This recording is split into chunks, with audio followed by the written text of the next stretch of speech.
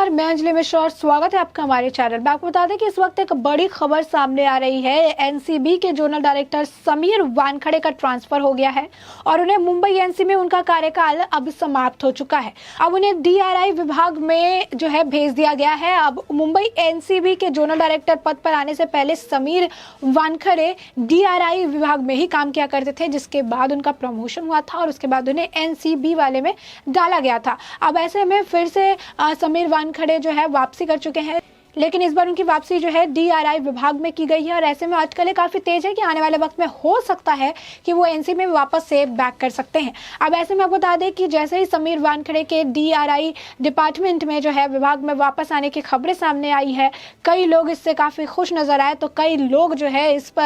खबर के बाद उन पर मायूसी छा गई। और मायूसी छाने में सबसे पहला नाम जो निकल कर आएगा वो है नवाब मलिक का, क्योंकि नवाब मलिक ने जिस तरीके से कल प्रेस कॉन्फ्रेंस करके एक के बाद एक गंभीर आरोप लगाए थे, अब ऐसे में उन्हें इस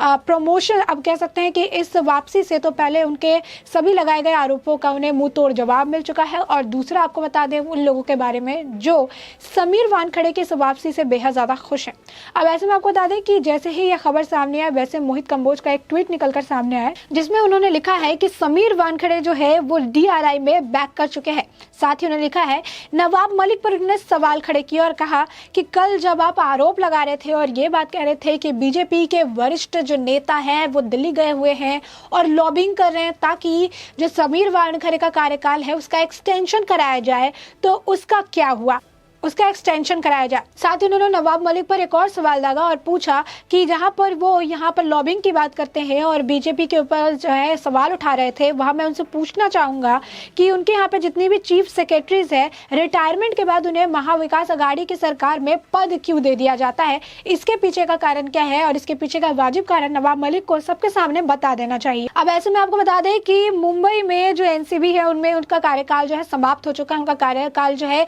31 दिसंबर 2021 में ही समाप्त हो गया था और जिसके बाद कई बार ऐसे अटकलें निकाली जा रही थी कि हो सकता है कि उनके कार्यकाल को और एक्सटेंड किया जाए, हो सकता है कि उन्हें एक्सटेंशन मिल जाए, या फिर हो सकता है कि वो जो है इस कार्यकाल के खत्म होने के साथ ही साथ वो एनसीबी से विदा ले ले। तो वहीं आपको बता दें कि इस बीच में कयासों का जो बाजार था वो काफी ज्यादा गर्म था। इसी बीच कल नवाब मलिक ने प्रेस वार्ता की थी जहां पर वो समीर वानखड़े, एनसीबी और बीजेपी पर निशाना लगातार साधते नजर आए थे। उन्होंने साफ तौर पर यह बात कही थी कि महाराष्ट्र से जो कुछ बीजेपी नेता है जिनका काफी जोर चलता है, वो सभी नेता अब दिल्ली पहुंच चुके हैं और समीर वानखड़े को लेकर गृह मंत्रालय में सिफारिश कर रहे हैं ताकि समीर वानखड़े को एक्सटेंशन मिल जाए और समीर वानखड़े वापस से आके जो है उनके दामाद समीर खान पर कार्रवाई कर सके। उन्हें गृह मंत्रालय से अभी तक तो जवाब नहीं आया है, लेकिन मैं जानता हूं कि जो है ये बीजेपी की चाल है, साजिश, और ये सब जो है परेशान करने के लिए किया जा रहा है। उन्होंने कहा कि अगर उन्हें एक्सटेंशन नहीं मिलना है तो फिर उनके कार्यकाल को खत्म क्यों नहीं किया जा रहा है, और अगर उन्हें एक्सटेंशन मिलना है तो उसे एक्सटेंशन दिया क्यों नहीं जा रहा है। इस पूरे मामले को लंबित करके रखने के पीछे का कारण क्या है। साथ ही साथ उन्होंने आपको बता दें कि बीजेपी पर और भी जो है तंज कसा और उन्होंने कहा कि बीजेपी जो है इस तरीके से जो सेंट्रल एजेंसी से ईडी वगैरह उनका इस्तेमाल करके डराने की कोशिश करती है। समीर खान पर लगातार इसलिए कार्रवाई भी की जा रही है और एनसीबी जो है एक प्रोफेशनल डिपार्टमेंट नहीं है, एक प्रोफेशनल विभाग नहीं है और इसीलिए वो कई सारे सवालों का जवाब नहीं दे पाती है। आपको बता दें कि नवाब मलिक ने जितने भी आरोप लगाए थे, आज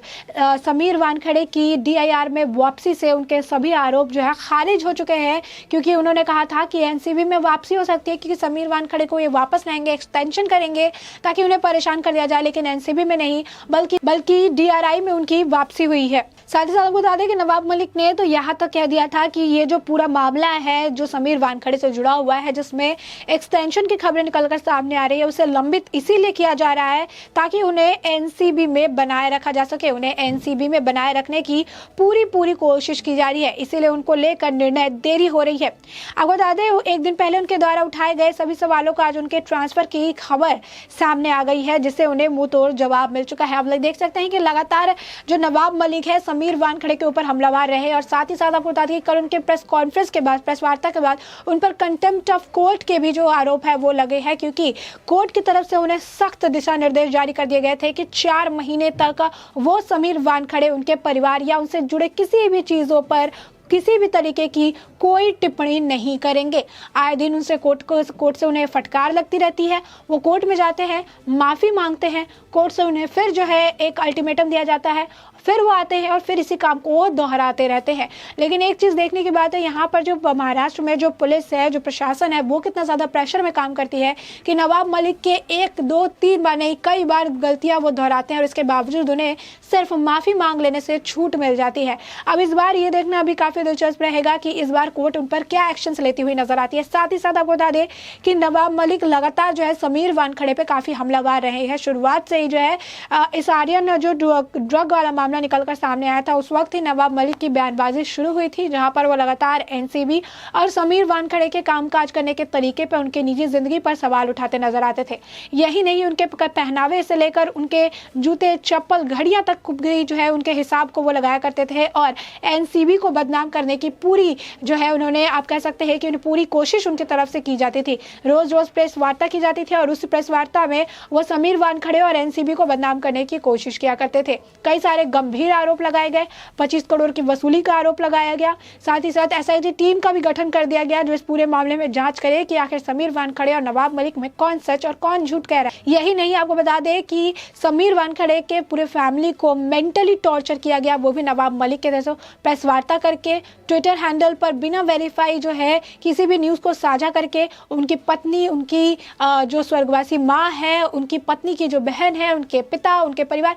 हर चीज़ पर जो है नवाब मलिक के ऊपर, नवाब मलिक की तरफ से लगातार जो है सवाल दागे गए थे। और इसके बावजूद आप देख सकते हैं कि नवाब मलिक को सिर्फ कोर्ट की तरफ से फटकार लगी है। कोर्ट उन्हें जो है रोज जब बुलाती है कोर्ट में तो उन्हें 1 घंटा खड़ा कराया जाता है और उसके बाद फिर उन्हें फटकार लगाई जाती है। वो माफ़ी मांगते हैं और कहते हैं कि मैं तो प्रेस के जो लोग थे उनका जवाब दे रहा था, मुझे पता नहीं था कि इससे समीर वानखड़े इतने आहत हो जाएंगे। अब वापस से वो प्रेस वार्ता कल करते हैं और फिर से समीर वानखड़े के ऊपर इसी तरीके से जो है सवाल खड़े करते नजर आते हैं। साथ ही साथ एनसीबी को लेकर भी उन्होंने बड़ा बयान कल दिया था। उन्होंने कहा था कि मैं डरूंगा नहीं और आगे भी एनसीबी के जितने भी जो गलत काम है उन्हें बेनकाब करता रहूंगा। यानी इतना कुछ हो जाने के बाद भी नवाब मलिक ने वापसी तो की, इतने दिनों के चुप्पी के बाद वापसी भी किया, तो वापसी इस मामले को लेकर किए कि फिर से वो समीर वानखड़े के ऊपर कीचड़ उछाल सके, एनसीबी के ऊपर जो है कीचड़ उछाल सके। और लगातार लोगों के जहन में यही सवाल है कि एक मंत्री पद पर विराजमान जो मंत्री है इस तरीके से एक सेंट्रल एजेंसी के ऊपर लगातार इस तरीके के गंभीर आरोप लगा रहे हैं, उनके कार्यशैली पर सवाल उठा रहे हैं,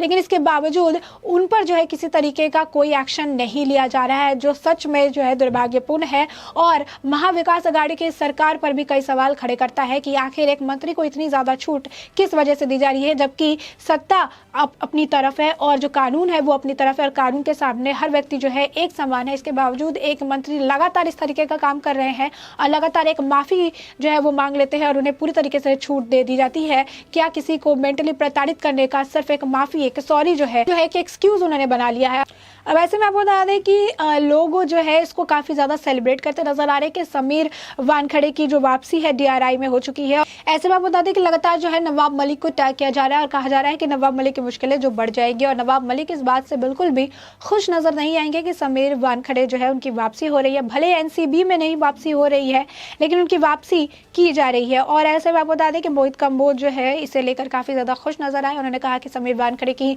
डीआरआई में वापसी हो रही है, लेकिन नवाब मलिक ने जो आरोप लगाए थे वो आरोप अब गलत साबित हो चुके हैं। उनका 31 को ही जो कार्यकाल था उस समाप्त हो चुका था, उसके बाद एक्सटेंशन की बात की जा रही थी, उन्हें किसी भी तरीके का कोई एक्सटेंशन नहीं दिया गया, जिसे लेकर नवाब मलिक कह रहे थे कि वो तो 2-3 महीने की छुट्टी पर जाना चाहते हैं। समीर वानखड़े कह रहे हैं उन्हें एक्सटेंशन नहीं चाहिए, तो ऐसे में उन्हें एक्सटेंशन नहीं दिया गया है बल्कि उन्हें डीआरआई डिपार्टमेंट में जो है विभाग में वापस भेज दिया गया है। तो ऐसे में आप देख सकते हैं किस तरीके से